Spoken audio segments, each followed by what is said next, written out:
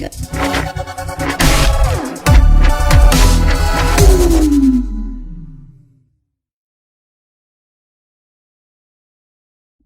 Hey everybody, it's Benny1 and I'm back at you with another movie review, everybody. And since I watched 1982's The Thing, I figured I better watch 2011's The Thing.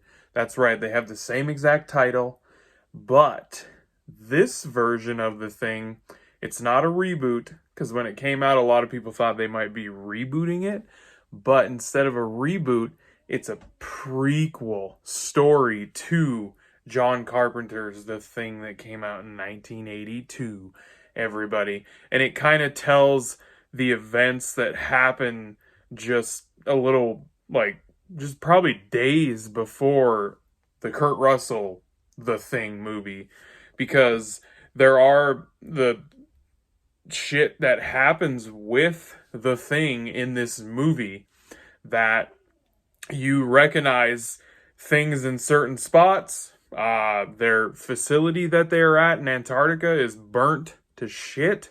Like, they show all of this stuff, and like when they find the weird corpse looking thing that has two faces and all that shit, this movie like shows how that ends up getting there, and like, so it's a prequel. It's a prequel to the movie. So we get a little more back story, and well, not story really, but we get to spend a little time on the ship that's in the original The Thing movie, that you just get to see the, like, how huge it is and the top of it. You actually get to go inside it in this movie, which is kind of cool. Let's see, they also show like the thing of ice that they took out of the ground that had the thing in it. They actually literally show, well, they don't show them taking it out. They're talking about how long it's going to take to get it out, and then it cuts to them hauling it back to the, their facility. And it's just like the one in the original Thing. It's a very small, close quarters facility with a bunch of people crammed in it in Antarctica. So, and there's a lot of similarities to this one and the original one, because throughout like the first two arcs of the movie, they do a good job building that suspense and kind of keeping you on the edge of your seat. I don't think they do quite a good job as the first one, though. They do capture that suspense and that rivetingness a little, I guess. I just think the original movie does a better job of it, because, well, and it might, I guess the main reason why I say that could be is because you already know what this creature is, where when you watch the first one for the first time, you have no clue what's going on. This one you do, and you kind of know what happens to all these people, the guys that are from Norway and all this stuff. They're Norwegian, Jesus. So you kind of know that they basically all end up dying anyway. But for a prequel movie, it's not too bad of a prequel movie.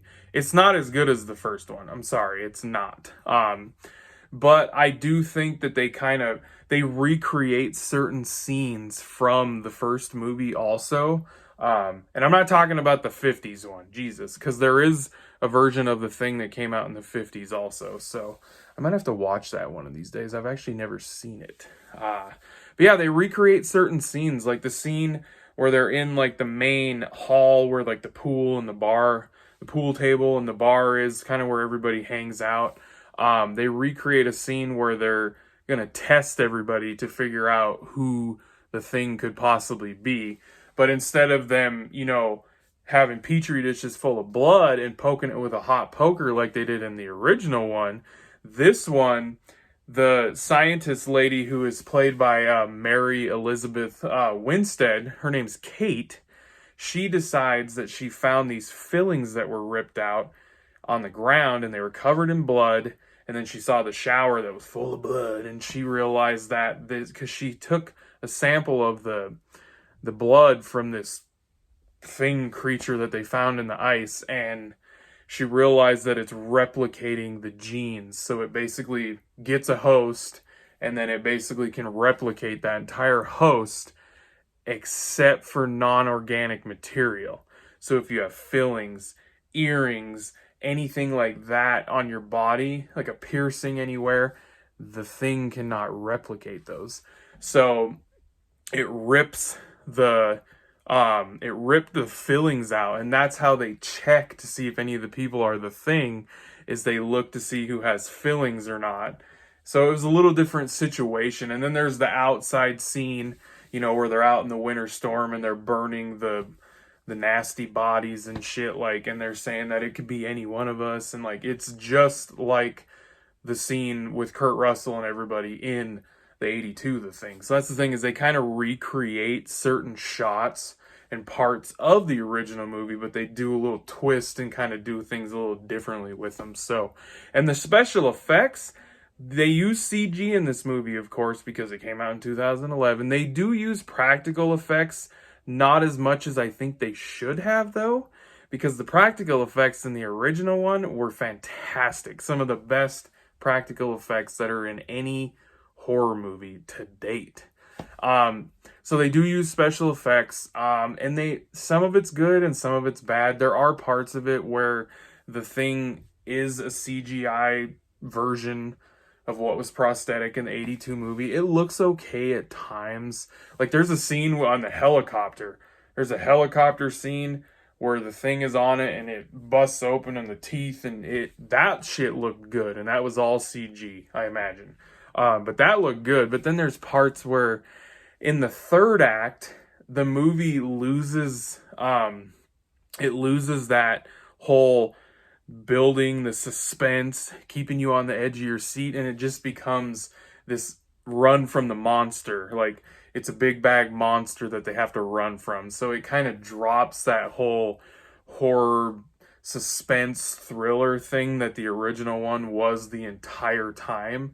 In the third act in this one, they drop that, and it's just a monster movie, which is okay, and I think it's just because they had the technology to show this Thing like attacking these people as this gross, crazy looking creature with two heads. So it was kind of a bummer, but that's just the way the movie wound up. But yeah, I wish they would have used more practical effects, because I'm sure they had people working on the movie that they could have. So, and they did have some in there, but they just not to the extent of what they probably could have done. But yeah, and the ending of the movie. So the thing I don't understand about the ending of this movie is that in the beginning of the Kurt Russell one, the 82 version, the Norwegian guys are in a helicopter and they're chasing this damn husky dog down, trying to kill this thing because it's infected with the Thing in it.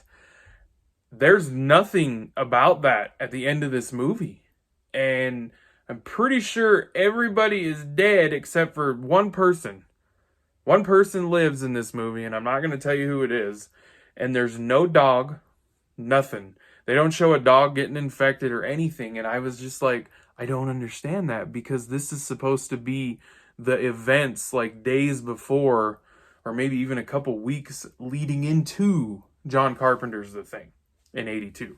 So that's kind of why I was like, well, they did a good job tying it to the original one, but then the way it ended, I'm kind of like, I guess I'm mixed on it. I'm like, okay, so you guys didn't literally tie it into the original one, but you guys laid the groundwork, I guess, for where they go and they find this stuff. So, but overall, you know what? For a prequel movie to a fantastic horror sci-fi movie, the original Thing, this is a pretty damn good movie, especially for it being a prequel. So I'm going to give it a 7 out of 10.